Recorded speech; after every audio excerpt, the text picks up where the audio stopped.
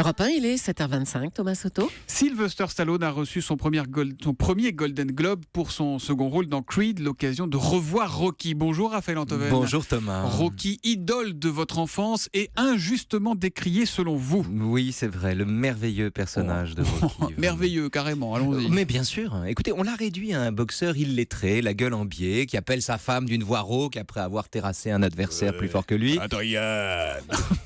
Il faudrait vraiment que Nicolas Canteloup vous imite imitant Rocky, Oui, Thomas. bon, on verra ça. Bon, Rocky donc. Alors, Rocky Balboa, un fils de migrant né dans la banlieue de Philadelphie, qui ne sait pas lire et qui se prend pour un Italien alors qu'il parle à peine anglais.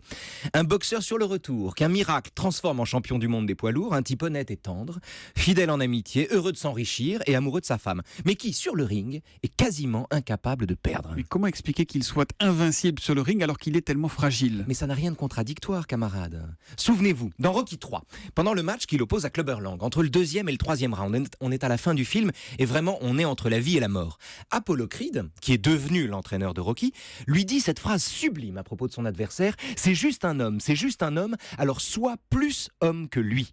Et tout Rocky est là. Rocky, c'est pas un film sur l'espoir, ni sur l'Amérique vaillante qui triomphe de l'adversité. Non. Rocky, c'est l'humanité faite homme.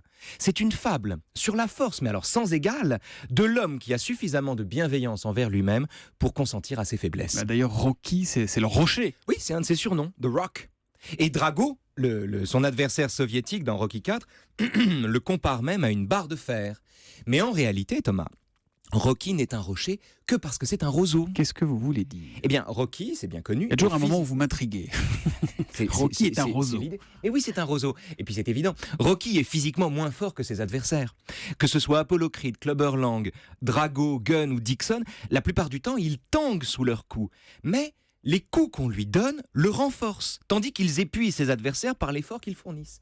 Et si Rocky l'emporte, c'est que plus il baisse sa garde, de façon tout à fait imprudente, plus il lève la tête, plus il met un genou à terre, plus il se redresse. Et c'est pour cette raison que Rocky parvient, par exemple, dans Rocky 3, à reconquérir son titre de champion du monde après l'avoir perdu. Vous êtes complètement à fond sur Rocky. Mais écoutez, je parle à mon enfance, et on en est tous là. Rocky aime tellement la vie qu'il est capable de désirer à nouveau ce qu'il a déjà possédé.